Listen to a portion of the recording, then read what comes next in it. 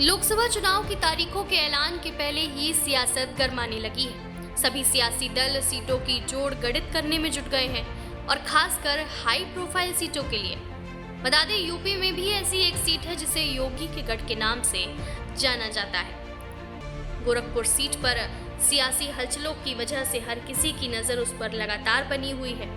बता दें, समाजवादी पार्टी ने इस सीट से काजल निषाद को उतारकर अपने पत्ते साफ खोल दिए हैं, लेकिन बीजेपी अभी भी मंथन में लगी हुई है और कभी भी उम्मीदवारों का ऐलान कर सकती है। बीजेपी की ओर से जिस नाम की चर्चा सबसे ज्यादा है, उनमें से सबसे आगे चल रहे हैं गोरखपुर के मौजूदा सांसद रवि किशन, जिन्हें दूसरी बार भी मौका मिलने की सबसे ज्यादा उम्मीद है। हालांकि लोक गायिका मालिनी अवस्थी का नाम भी चर्चा में है। खैर, बीजेपी की ओर से नाम चाहे किसी का भी हो, लेकिन पर्दे के पीछे से असली चेहरा सीएम योगी का ही रहने वाला है, क्योंकि कहा यह जाता है कि जिस पर गोरखपुर मठ का आशीर्वाद होता है, वही गोरखपुर का सांसद होता है। ऐसे आंकड़ों में कुछ इस तरह समझ सकते हैं कि बीते कई सालों में गोरखनाथ मंदिर से जुड़े हुए 3 लोगों ने 32 साल तक लोकसभा सीट का प्रतिनिधित्व किया। 1962 में ही गोरखपुर लोकसभा चुनाव में गोरखनाथ मंदिर की चुनावी अखाड़े में दस्तक दी और तब से लेकर इस सीट पर गोरखनाथ मंदिर के 3 महंत 10 बार सांसद बन चुके हैं। चलिए अब नजर डालते हैं गोरखपुर के राजनीतिक इतिहास पर। 1962 तक गोरखपुर में हुए लोकसभा चुनाव में कांग्रेस के सांसद चुने गए, लेकिन 1962 के गोरखपुर लोकसभा चुनाव में गोरखनाथ मंदिर की चुनावी दंगल में एंट्री हुई। गोरक्षपीठ के महंत दिग्विजयनाथ हिंदू महासभा के टिकट पर मैदान में उतरे, लेकिन कांग्रेस के सिंहासन सिंह ने उन्हें 3260 वोटों से हरा दिया। 1967 में महंत दिग्विजयनाथ ने निर्दलीय चुनाव लड़कर कांग्रेस का सफाया कर दिया। हालांकि 1969 में दिग्विजयनाथ का निधन हो गया।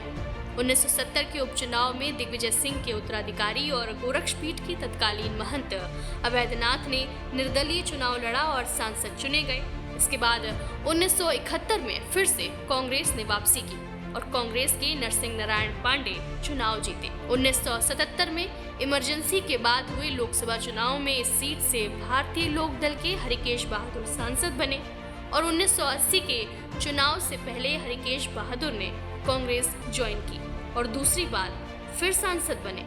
1984 के लोकसभा चुनाव से पहले हरिकेश लोकदल में चले गए, लेकिन इस बार वो चुनाव हार गए और कांग्रेस की टिकट से मैदान में उतरे मदन पांडे, जिन्होंने बाद में सांसद की कुर्सी संभाली। 1989 में हिंदू महासभा के टिकट पर अवैधनाथ दूसरी बार सांसद बने। इसके बाद अवैधनाथ 1989 से लेकर 1991 और 1996 में भी गोरखपुर से बीजेपी की टिकट से ही जीते। फिर अवैधनाथ के बाद उनके उत्तराधिकारी युवा साथी योगी आदित्यनाथ की सियासत में एंट्री हुई और 1998 में योगी पहली बार गोरखपुर के सांसद बने। योगी सबसे कम उम्र के सांसद भी थे। बता दें, 1999, 2004, 2009 और 2014 में लगातार 5 बार योगी गोरखपुर से बीजेपी की टिकट पर सांसद चुने जा चुके हैं। 2018 में योगी आदित्यनाथ को देश के सबसे बड़े प्रदेश उत्तर प्रदेश का मुखिया बनाया गया, जिसके बाद 2018 में गोरखपुर सीट पर उपचुनाव हुआ, जिस पर सपा के विपक्ष के उम्मीदवार रहे प्रवीण निषाद ने बीजेपी के उपेंद्र शुक्ला को हराकर बीजेपी और मठ का किला ढहा दिया।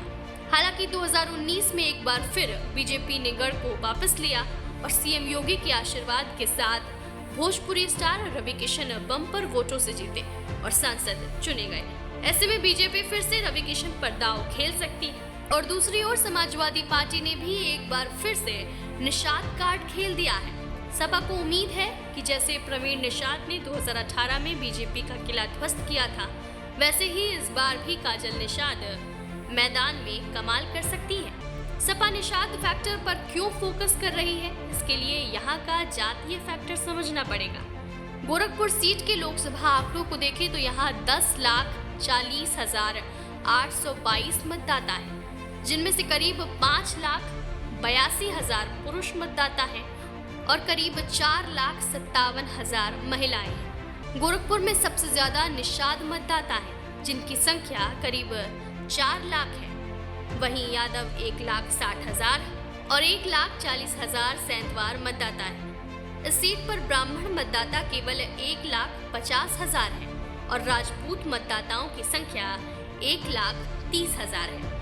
वैश्य और भूमिहार मतदाताओं की संख्या करीब 1 लाख है और करीब 1,50,000 मुस्लिम मतदाता हैं। अगर चुनावी रणनीति की नज़र से देखा जाए तो जातीय समीकरण समाजवादी पार्टी की तरफ झूलता नजर आ रहा है, लेकिन यहाँ का राजनीतिक इतिहास जातीय समीकरण कम और गोरखधाम मठ के वर्चस्व पर ज्यादा रहा है।